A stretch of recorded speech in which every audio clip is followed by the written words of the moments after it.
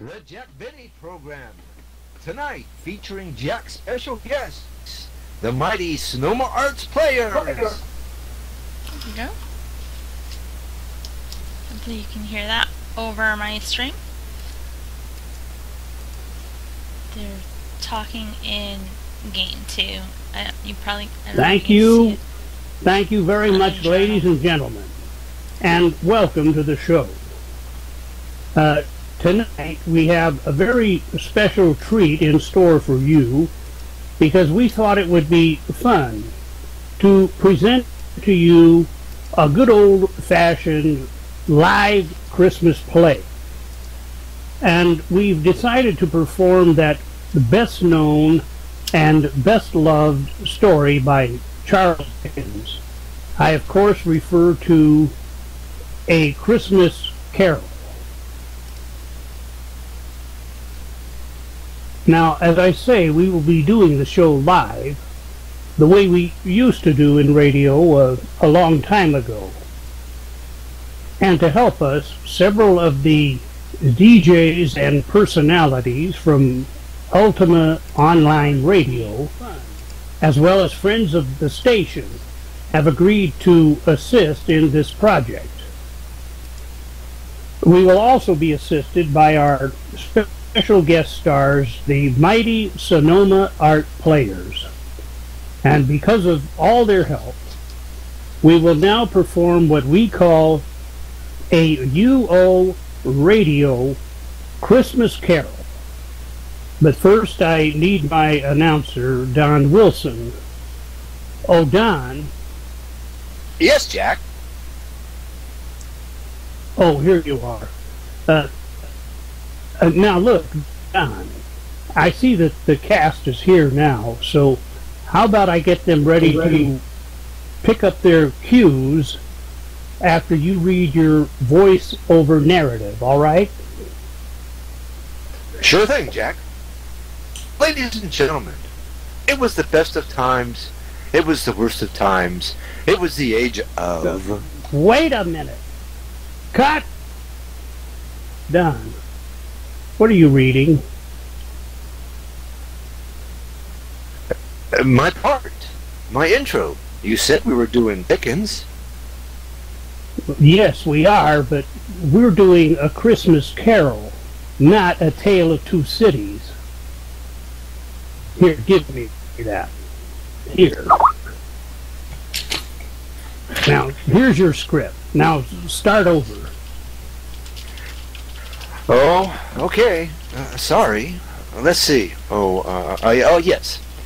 Ladies and gentlemen, our story begins in an old Christmas Eve in London a long time ago, where we're about to look in on the counting house of Scrooge and Marley. Now, Jacob Marley had been dead for 7 years, and his partner, Ebenezer Scrooge, was very much alive now.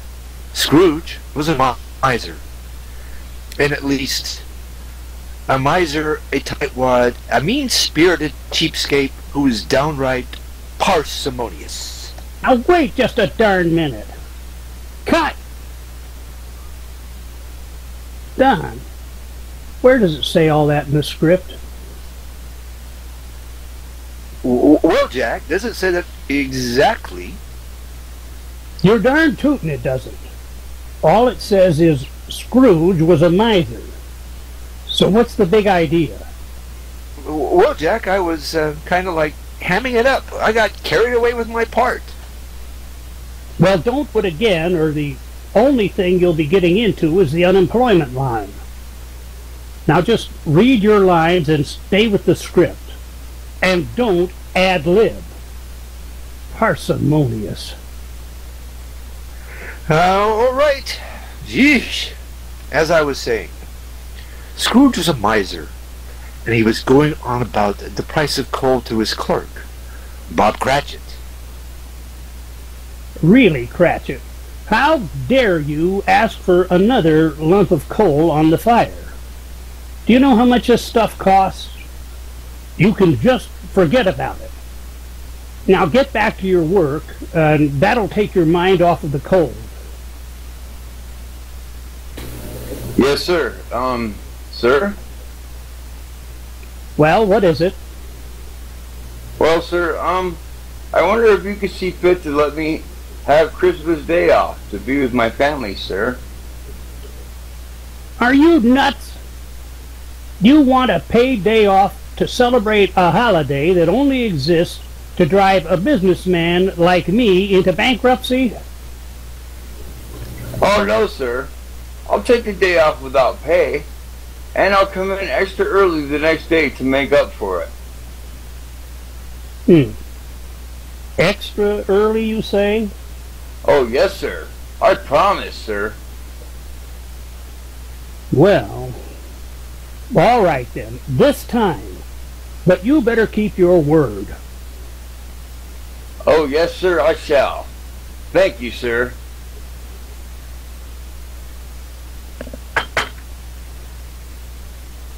See who that is. There's two gentlemen to see you, sir. They are merchants. Oh, really? Customers, I hope. Well, show them in. Hello, gentlemen. I'm Ebenezer Scrooge. What can I do for you? Good day, sir. We represent the Merchants Association on this block, and we are collecting for our Help the Needy at Christmas Fund. Now, how much would you care to give? So that's it. How dare you? You people are always looking to pick a man's pocket at Christmas time. Every year you ask me to give, and I give nothing. The prisons and the workhouses are the only charities that I support. You see, Cratchit, this is exactly what I was talking about. Now you two get out of here before I call a constable and have you arrested for begging. Oh, very well, sir, and a Merry Christmas to you. Bah! Humbug! That's what your Christmas is to me, nothing but a humbug. Say, Ollie, ain't you going to ask him to give to our Help the Needy on New Year's Fund? No, just leave well enough alone, Stanley. Come on. What colossal nerve!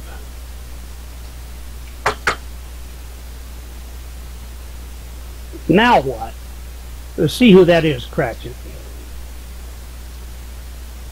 Sir, it's your nephew, Roddy. He wants to... I know what he wants. He wants to borrow money. That's the only thing those miserable relatives ever want. Send him away. Tell him I'm too busy. Tell him anything. Yes, sir. He's gone, sir. Good.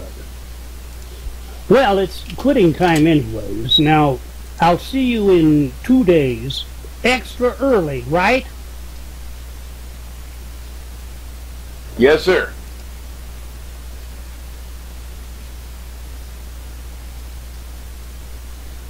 That's better.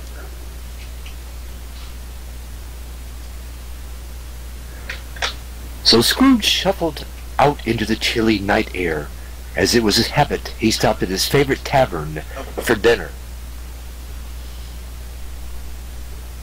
Oh, bartender. Bartender.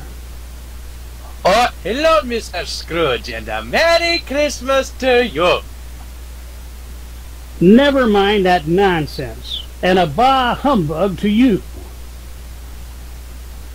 Very well, sir. Sir, would you like something to drink? Well, yes, it is quite cold out. Say, I know. How about a nice cup of hot water? I might have known you cheap, parsimonious piece of... Anyway! Wait! Don't tell me you've started charging for water. Oh, never fear, sir. We would never charge for water. Oh, well, that's all right then. Gee, I think I'll sit over here by the fireplace where it's warm. Say, bartender, could you send a waitress over to take my order? I'm famished. Yes, sir. I'll have someone right over there. Okay, there's 3 of you waitresses. Now, which one is going to wait on Mr. Scrooge this time? Not me. Forget about it. No way, Jose. Well, look. One of you has to do it, and it's not going to be me. Bartender, where's my waitress? Right away, sir. Look, you. What's your problem with him? Oh, you know how he says he hates Christmas? Well, every time he comes in, he bugs me to buy him something for Christmas, and then when I don't, he doesn't leave a tip. Well, get him some small memento. Perhaps he'll change. I did try that, and he still doesn't leave any change. Oh, well, how about you? Does he tip you? Well, sort of. One time he waited till my arms were full of dirty dishes and said he wanted to hand me a tip. I told him to drop it in the pouch on my apron where I keep my money. Well, how much did he tip you? Oh, I'll tell ya. When I counted up my tips at the end of the shift, I was 10 shillings short. Bartender, where's that waitress? You're going to learn patience one day, Mr. Scrooge, but she's coming right away. What's he done to you? Not tip? Oh, he gave me a tip, all right. Well, there you go. What was this tip he was giving you?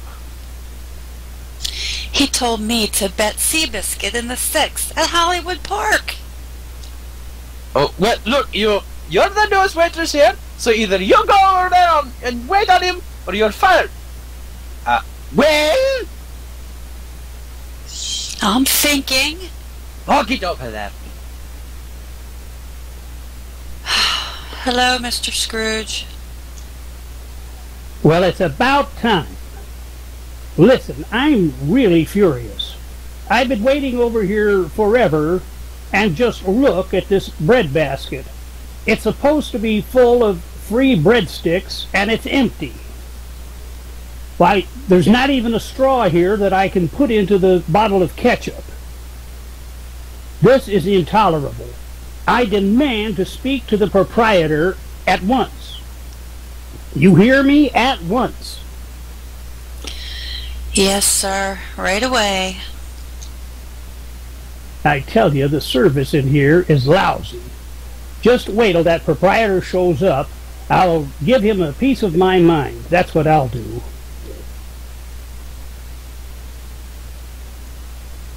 Well, look who's here. It's the last of the big spenders.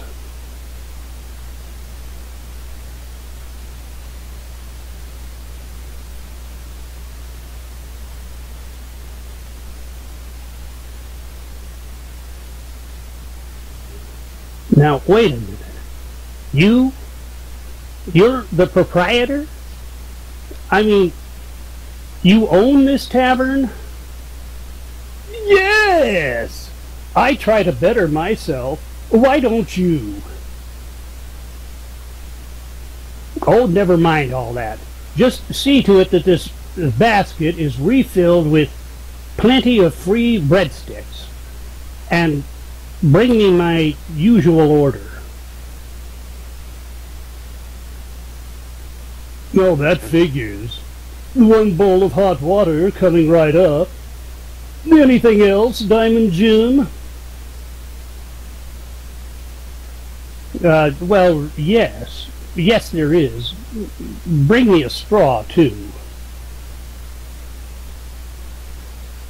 After dining, Scrooge made his way home.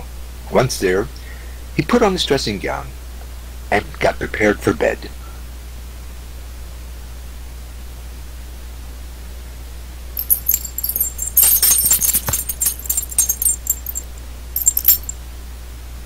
Say, what was that? Must be the wind.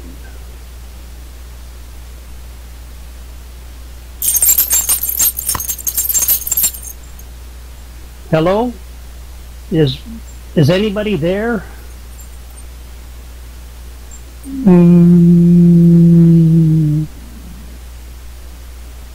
Look, if this is somebody's idea of a joke,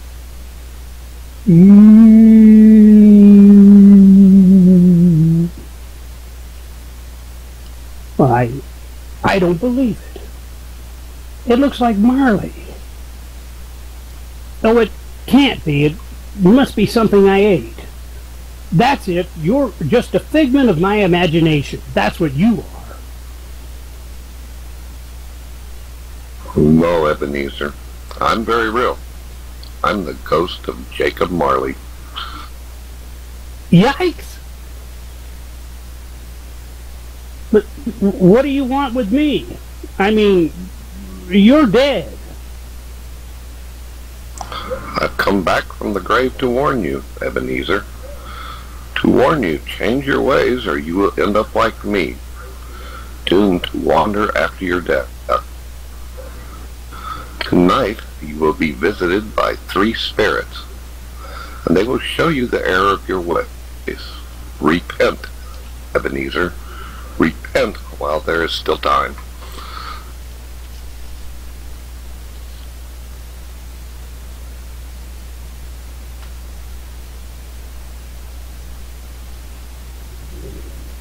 He's gone.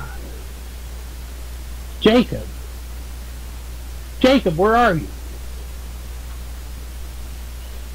How can he be gone when he was never here? A dream, that's all it was. Just a silly dream. Just a bit of undigested breadstick. That's all. Oh, just wait till I see that proprietor again. I'll give him a piece of my mind. Time for some shut-eye.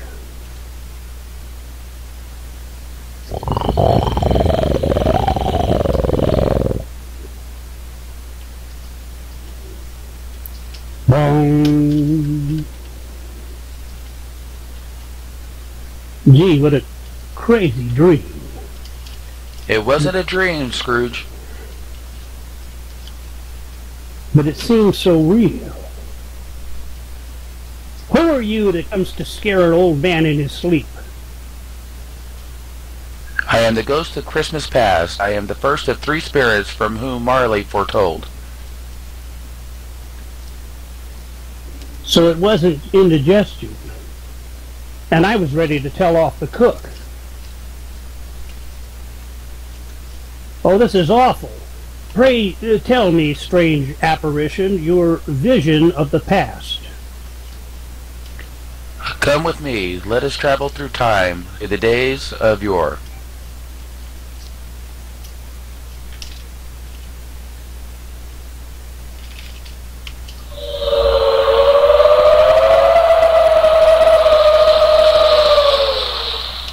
Recognize the scene, Scrooge? Why, yes, I do. It looks like the school I went to as a boy. And look, there are my old school chums.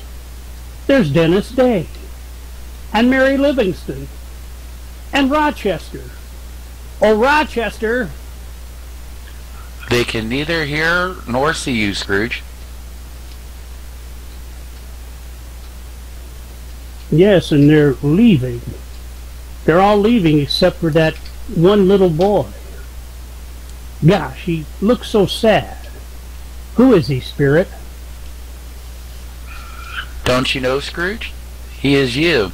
Left the academy year after year while the others went home to celebrate Christmas with their families. But why didn't I go? Because your father refused to pay fares, saying he could use the money on better things. Gosh, I don't remember any of that. I must have blocked it from memory. Indeed, it was the beginning of your disdain not only for Christmas but for your fellow man. And worst of all, it begot your love of money, above all else determined then and there to never be without money again. Gee, I guess I was a rotten kid. Well, not quite rotten. Not yet. Come there's more you must see.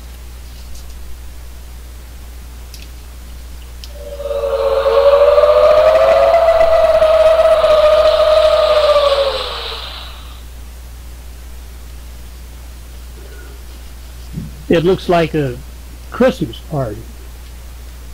Everyone is laughing and having fun, but I don't... Oh, wait, look. Look there, why, that's old Fezziwig. Well, what do you know? Good old Fezziwig. Say, I haven't thought about him in years. He's a master merchant, you know, and I apprenticed under him. He was my mentor. In fact, and the smartest man on earth, taught me everything I know. Well, not everything, Scrooge. Fezziwig was a good and honest and moral man. Had you patterned yourself after him, your situation would not be so dire. Now listen, Scrooge, listen to Fezziwig.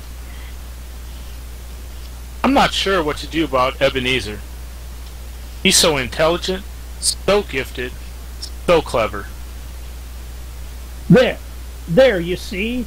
I told you he was smart. Be quiet and listen.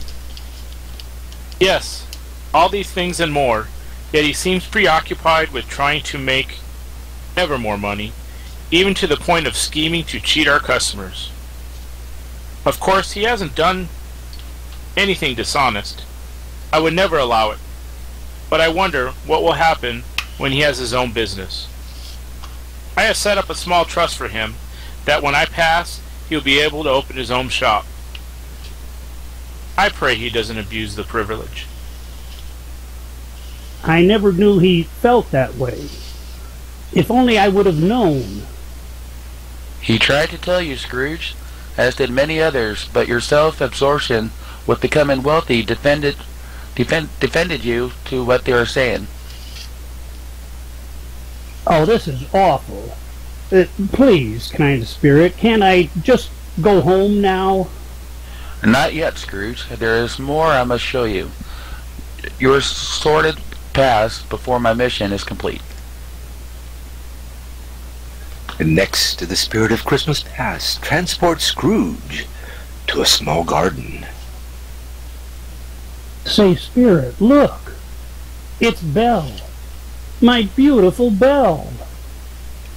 Yes, indeed, Scrooge. The lovely girl to whom you were betrothed, the girl who wanted to give you her heart, and all she asked for was yours in return. But it was too late, for your heart had already begun to harden. Spare me this vision, spirit. It pains me so. As always, you think only of yourself, Scrooge. Did you ever for a moment think that Bella's feelings? Now look and listen. I'm sorry, Ebenezer, but this is the last straw. This time you've really done it. I would have borne any insult, but this. Now look, honey. Don't call me honey. Well. Look, Belle, things will get better. You'll see. That's what you always say. Just wait, give it time. But it is clear to me now that I shall be in the dotage before you will forego your obsession with money. Here we are. We are supposed to be engaged these last years. And what did I get from you?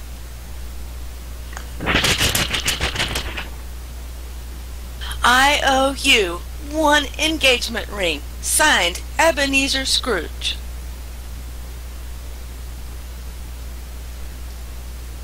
Well, I was only waiting until they were on sale. And besides, that was last year. This year I gave you a real ring and you didn't want it. And you can't figure out why? Just look at this thing.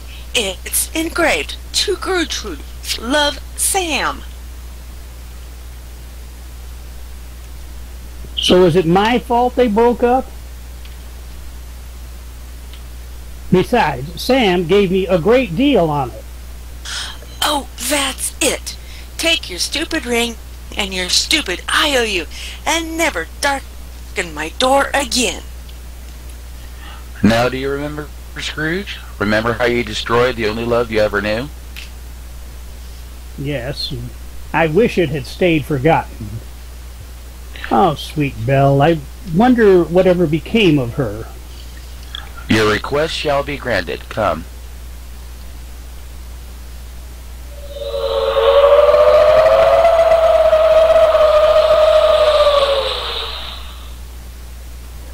And so Scrooge, the ghost of Christmas past, moved on to another vision. Oh, say, there's Belle again. Only she's older. And who's that fellow she's with? He looks vaguely familiar. He is her husband now, only you should remember him well, for he was in fact the first man you ever cheated. At what? I mean, I did? Yes, it happened at your gentleman's club. You were sitting alone at the poker table when he came in. Say, now I remember. A young guy came in, a new member, and he wanted to learn how to play cards. So I taught him. Since when is it cheating to win money from a novice? Since your pair of deuces beat his full house. Well, it was table rules. Listen to them, Scrooge. Yes, he took my whole week's wages that night. Father was furious. He forbade me from ever gambling again. And what about you, dear Belle? Isn't it true that he tried to give you someone else's engagement ring? Oh, you don't know the half of it. Whenever we went out, he never held a crab. He insisted that walking was good exercise. Yes, and cheaper too. And if we dined at a pub, he would invariably claim that he forgot his wallet and I would have to pay the check. He sounds like a very thrifty man. Thrifty? Why, he was downright parsimonious. Please take me away, Spirit. My heart aches. Very well, Scrooge. And so Scrooge was returned to his bed, where he fell fast asleep. Bong. Bong. It's 2 o'clock. Why am I awake? Oh, pray let it not be another one of those awful apparitions. I guess this just isn't your day, Scrooge. Who or what are you? Hey, I'm the ghost of Christmas past. I can't talk today. My tongue got over my teeth and I can't see what I'm saying. I'm the ghost of Christmas present, eh? Eh? Well, how do you like that? A Canadian ghost. Now, you say you're the ghost of Christmas present? Well, then I've nothing to fear, for nothing has happened this Christmas. Are you sure, Scrooge? Follow me.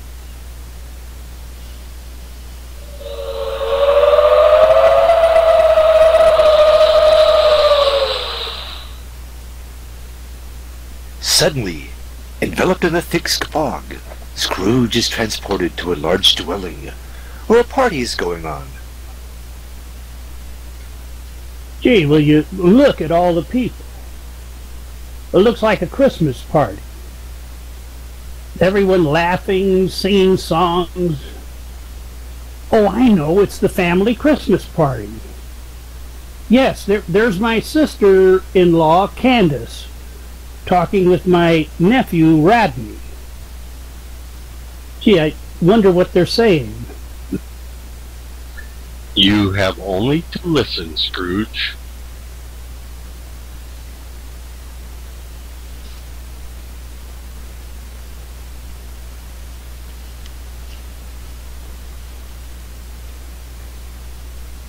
So tell me, Rodney, did you invite your Uncle Scrooge to our party? Are you kidding? He wouldn't even talk to me. Wouldn't even let me come in. I tell you, that's the story of my life. I get no respect. It started the day I was born. I was so ugly, the doctor slapped my mother. Oh, my mother. You know, she wouldn't breastfeed me. She said she just wanted to be friends. I remember the time I was kidnapped. They sent one of my fingers to my father. He said he wanted more proof. No respect. I couldn't play in the sandbox because the cat kept covering me up. I tell you, it ain't easy being me. Well, that's all over now, darling. We are your family now, and we all love you. Sure, you're right, Auntie. It's Christmas time, and we're all together celebrating the season.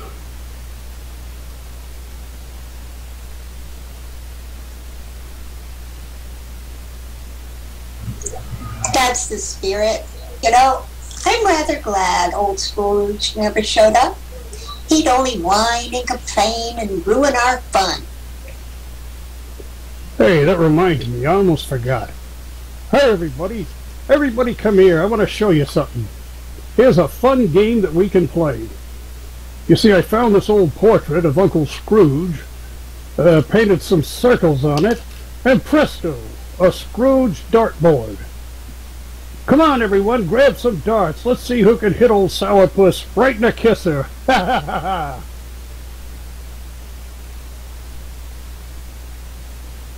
Oh, how awful. Mocked and ridiculed by my own family. And worse, even rejected by them.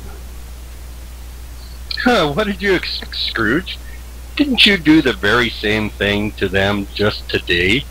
You wouldn't even speak to your nephew, and all he wanted to do was invite you to this lovely family gathering. You hoser. And to think I said there was nothing you could show me that would matter. What a fool I've been, Spirit. Oh, there is more for you to see, Scrooge. I was afraid of that, Spirit, for as much as I fear you, I fear these horrid visions even more. Then come along.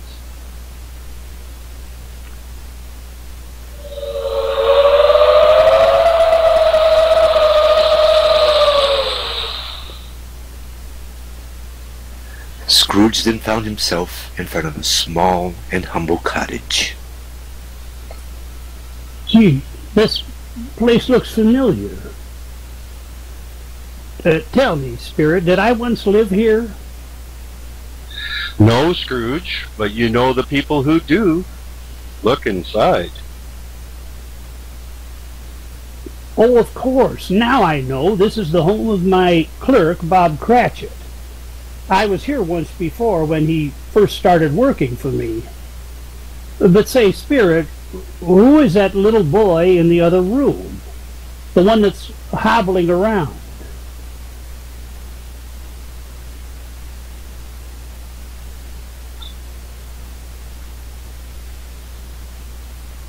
He is Cratchit's only son, Tiny Tim.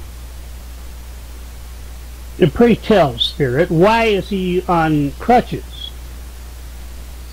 Because he is afflicted, Scrooge, and he is wasting away by slow degrees. Well, that's terrible. Say, why doesn't Cratchit take him to the doctor so he can get well? Because that's impossible to do on the pittance that you pay him. I just had to ask. Listen, Scrooge. Listen to what they are saying, for it is important to you. Ah, my good wife, a very Merry Christmas to you. And a very Merry Christmas to you, my devoted husband. I fear this will be a rather threadbare Christmas, for we have no money to buy presents for the children. Well, I managed to put away a few pennies, here and there and purchased enough yarn to make a warm scarf for each of them, that they may fend off the cold. You are always so resourceful, my dear. But fear we have not for a proper Christmas feast on the morrow. Oh, I've thought of that too, and we will have something to eat, and at no cost. You speak in riddles, my dear. Pray explain. Well, you know my pet squirrel, Rocky. Wait a minute, what? Of course, but what? Oh no, you couldn't. Besides, isn't school side against the law? I don't think I'm approved for eating by the authorities either. Well, let's see if we can think of something else first.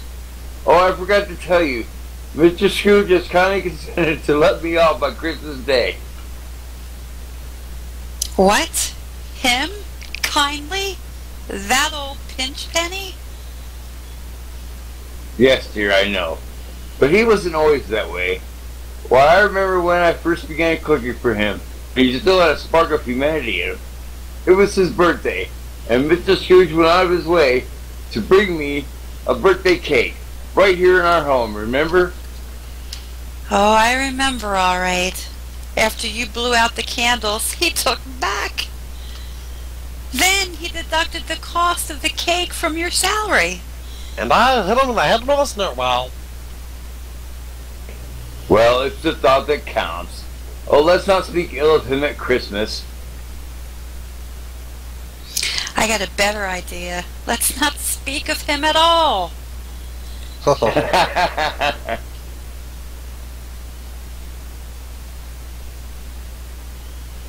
Say, where is our adorable little son? Where is Tiny Tim? Hiya, Pop. Here I am.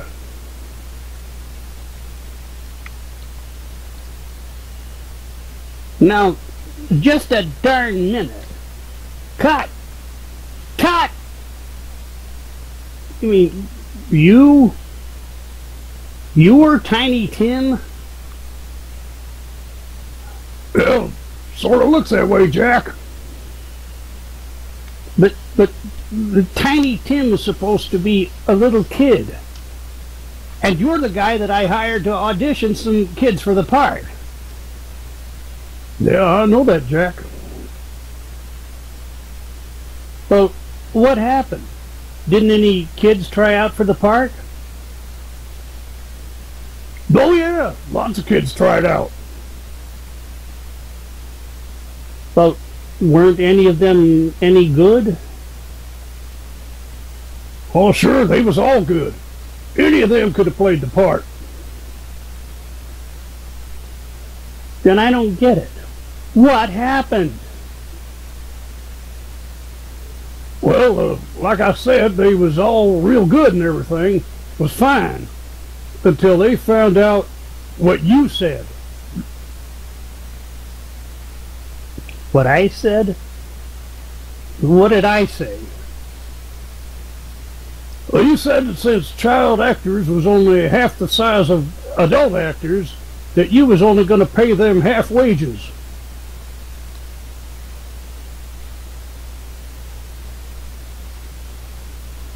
Oh, for heaven's sake.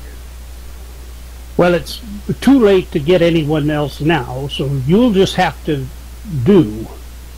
So read your part, Tiny Tim. Honestly, this is a disaster. Say, whose stupid idea was it to do a live broadcast anyway? Oh, well, actually, Jack, it was your stupid idea.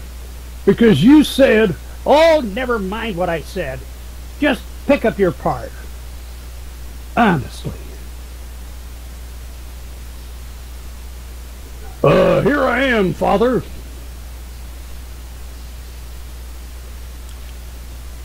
Ah, yes. Here's the adorable little cherub now. Come to me, my son. Oh, say, you're getting too big for me to carry you around. Yeah, but I like it. Hey, Mama. How about some sugar for Tiny Tim? Tiny Tim, she is your mother. Oh, yeah. Dang it.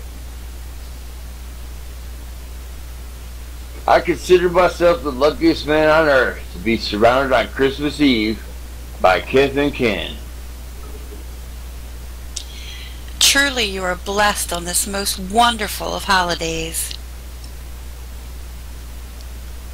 Just look at them, Spirit. They're just like my relatives in the other vision. They all have nothing, yet they act as if they have everything. Ah, but they do have everything, Scrooge. They have love and the comfort of family and home and the joyous spirit of Christmas. You could have had these things too, Scrooge, yet you chose to spurn them all for your avaricious love of money. This is the life you threw away, you hoser. Please, oh dreadful Spirit, take me away. I am a broken man who cannot take any more of these visions. I shall take you back to your room for now, Scrooge. But you have yet to see the visions that will be presented to you by your final spirit guide. My final spirit guide? But that sounds so ominous. As well it should, Scrooge. As well it should. Ha ha ha ha ha ha ha ha. And so Scrooge found himself back in his own bed, and despite his great trepidation, a deep sleep soon overcame him. Bong, bong, bong. As the clock struck 3, Scrooge slowly awoke to the most frightening sight he had ever beheld. A black-shrouded apparition that seemed to be hovering next to his bed. Its hands were mere bones, and though its face was scowled in darkness, Scrooge heard its voice.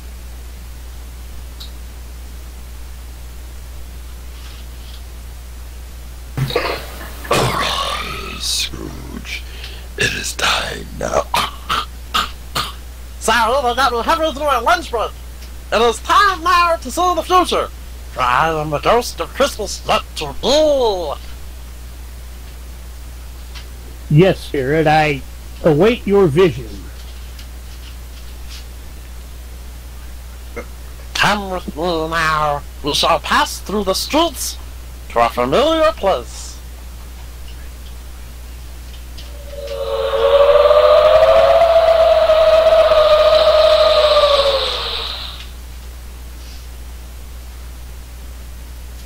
It's all so strange. There are people about, yet we pass right through them. Oh, say, there's my place of business. I want to see what I look like in the future. What goes on here? Who is that in my office? Spirit! Spirit, wait for me! We are here, Scrooge, the site of your first vision. Yes, I know this place well. It's the business center of the city. Listen, Scrooge. Listen to what they say. Couldn't believe me own luck. Me sister was his housekeeper. Found him dead as a mackerel. Come and got me so we could clean out his finery. And him lying there cold and stark. Wasn't you scared of the coppers? Nah. Me sis is the only one what knows, and she couldn't stand the old slug. Besides, she got some right neat loot of her own. Well, now a dead man can't take it with them. Now, can he? Say, what's happening?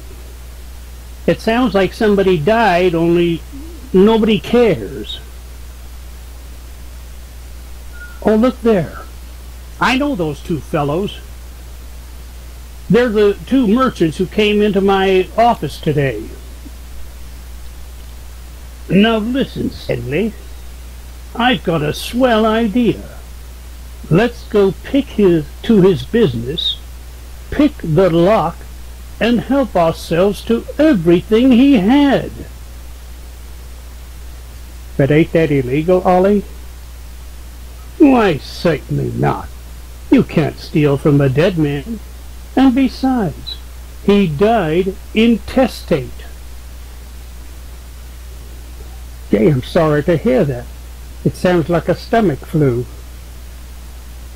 No, not intestinal. Intestate. It means he left no will.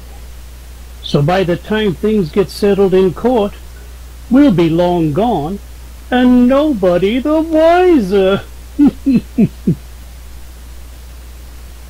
Say, that'll serve the old codger right for not contributing to our charity. It certainly will. Come, Stanley. But tell me, Spirit, what has happened?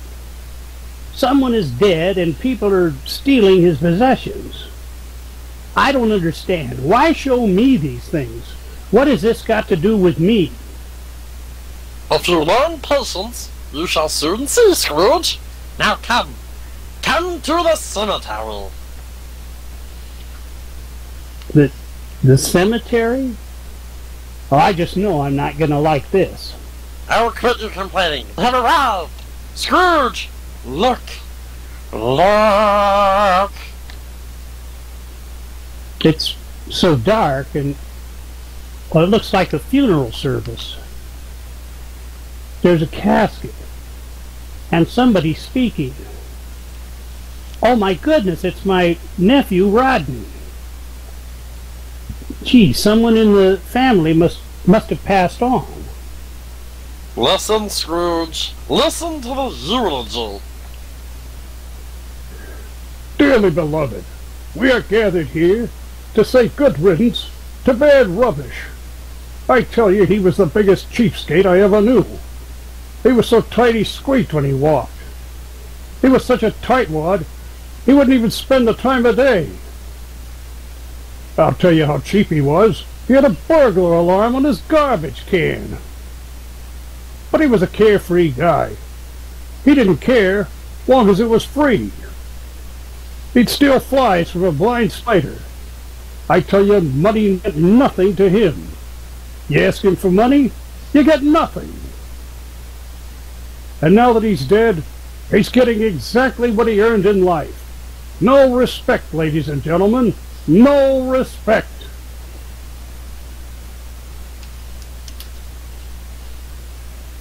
Oh, for heaven's sake. Who could have been so despicable in life that people would loathe him even in death? Look, Scrooge, I know you have your dad and everything, but you want to learn to do some stuff on your own. Read the tombstone, find the answer there. I can't. It's too dark.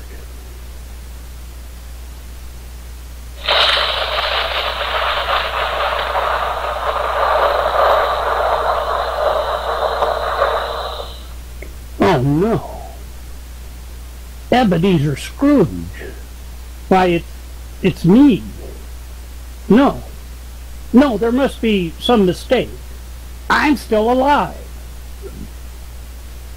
Are you sure, Scrooge? Are you really sure? Well, I think I am. No, I still don't believe it. It's a cruel trick and nothing more. There is snow on the ground, yet you feel no cold. You move about, yet leave no footprints. Perhaps the town crier will convince you. The town crier?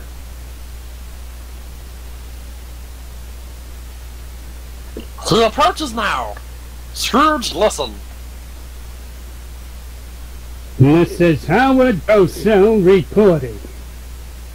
Hear ye, hear ye, hear ye.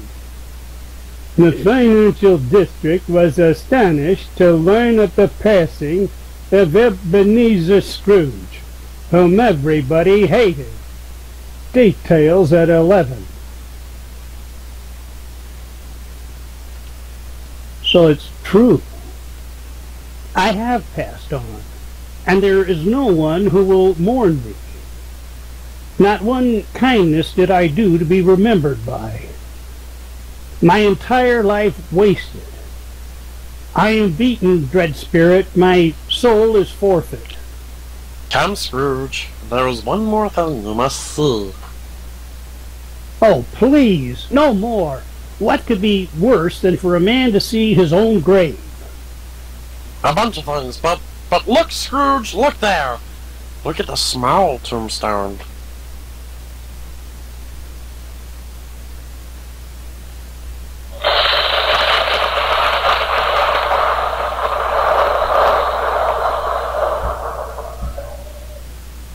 Good Lord, no. It's Tiny Tim. Tiny Tim, that sweet and loving child. Oh, Spirit, why did it have to come to pass? I'm an old man who squandered his life for love of money, but Tiny Tim had his whole life ahead of him. Not quite, Scrooge. He would have had his whole life if only someone would have helped him. Someone like you.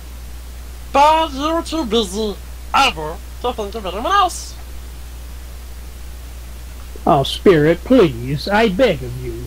Is there nothing that can be done to change this horrible outcome? Please, Spirit, have pity on that innocent child. There must be something that I can do.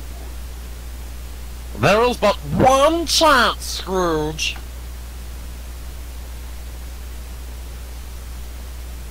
There is? Pray tell me what it is. Oh, please enlighten this miserable wretch. Very well then, Scrooge. Hear the words of Marley. Marley? But Marley's dead. Oh, wait. Now I remember. He visited me in death and warned me to change my ways. To repent. To repent. Yes, that's it. That's it. I repent my evil and avaricious ways. I'll change. Oh, yes, I will. I will be considerate of my fellow man, and I will always hold the spirit of Christmas in my heart. Oh, thank you, merciful Spirit. I will... Spirit? Spirit? Spirit, where are you? Oh, no. It's too late. Too late.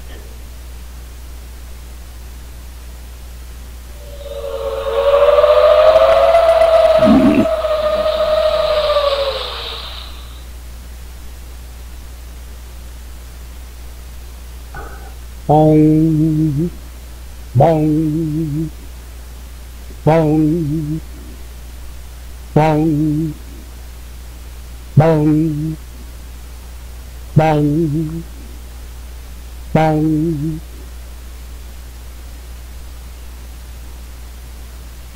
Oh my, it's 7. I've overslept. And it's Christmas. Christmas Day. And I'm alive. Oh, this is wonderful. The Spirit gave me another chance. Well.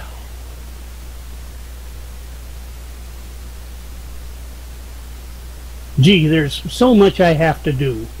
I'm going to keep my word, and I'll start by doing something nice for the Cratchits. Say, I know what to do. I'll go right down to the poultry market, and I'll buy Christmas dinner for the Cratchits.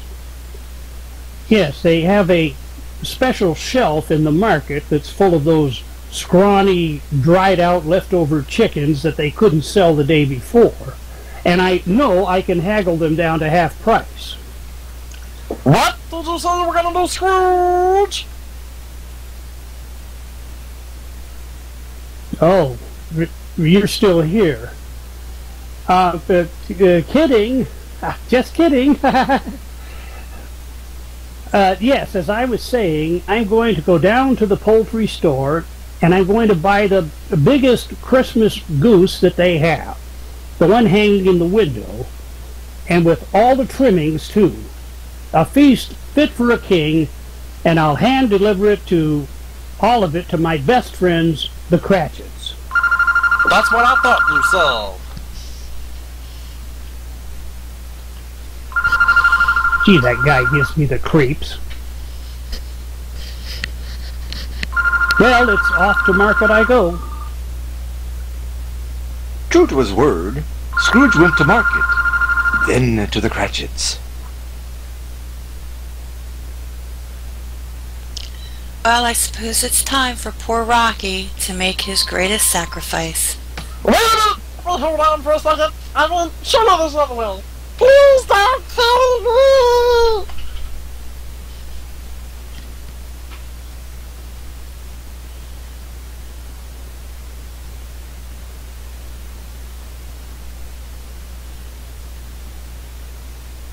Oh, it's too bad. If only there was some other way, some miracle.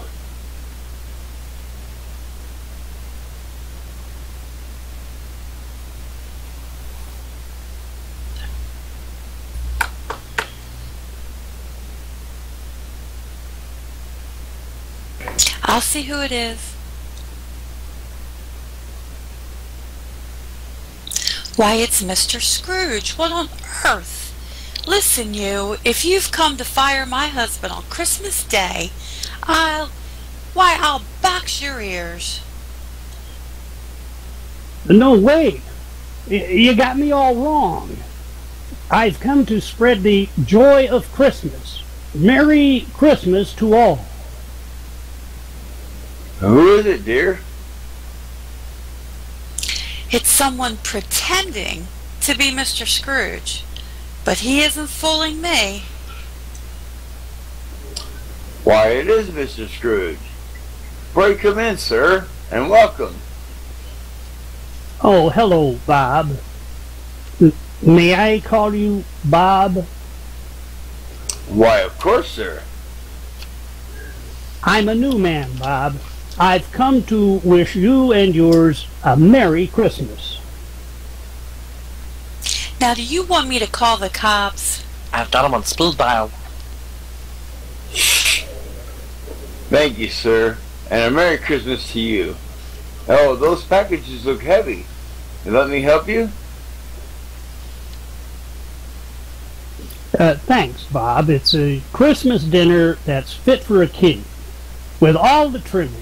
And see, even this lovely Christmas cake. Can we keep the candles this time? Now cut that out. I mean, of course, dear lady. It's all for you and yours. Oh, and Bob, you are not going to work tomorrow. I knew it. He's fired you. No. Tomorrow, you and I will take Tiny Tim to the doctor so he can get well. Oh, thank you, sir. It's the answer to a prayer. Come here, Tiny Tim. Did you hear that? You're going to get well. Well, I guess there's just one thing left to say then. God bless us, everyone.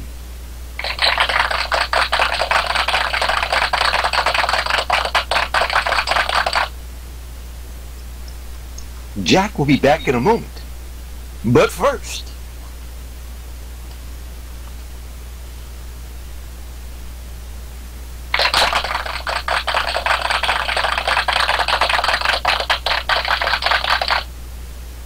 Thank you very much, ladies and gentlemen.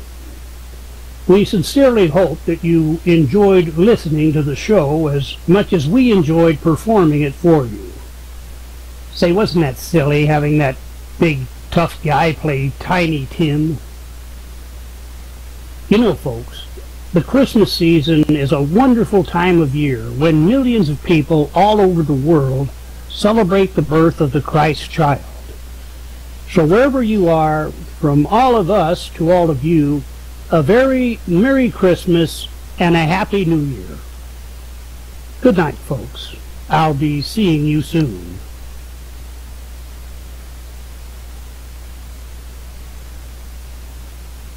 And now, our players from your radio and the mighty Sonoma Art players will introduce themselves to you.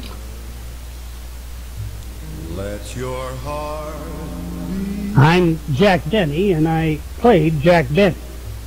from now on, our trouble.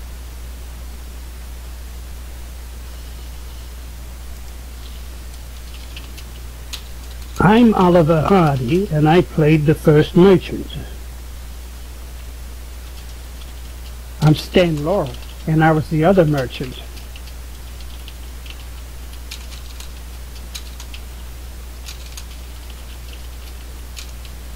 The first waitress was played by Hera. And I'm DJ Misty Moon, and I played the second waitress. And I'm DJ Whisper. I played the third waitress. I'm Frank Nelson, and I was the proprietor. I'm the DJ Doctor, and I played Jacob Marley. I'm DJ Net, and I was the Ghost of Christmas Past. I'm Tatanka, and I played Fezziwig. I am DJ Misty Moon, and I also played the part of Belle.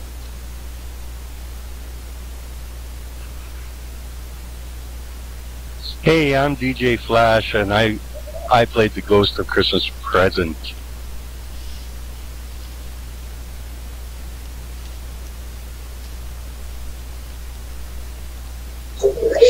Aunt Candace was played by Queen Mum. Cookie hugs. Scrooge's nephew Rodney was played by, who else? Rodney Dangerfield. This is DJ Whisper, and I also played Mrs. Cratchit. The Ghost of Christmas Future, and Rattle, and the bartender were played by Sir Peter. And I'm Luce, and I played Bill Hawk and Bob Cratchit.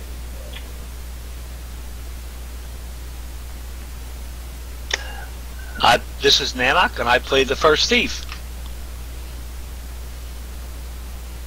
This is Phoenix, and I played the second thief. And I am DJ Jeff, and I was your announcer, Don Wilson. We now sign off your radio's version of A Christmas Carol. Merry Christmas to all. And that concludes my broadcast. I hope you enjoyed it. Thank you to the staff at your radio. And thank you for listening to players. And thank you for watching. Have a good night and Merry Christmas. From now on, our troubles will be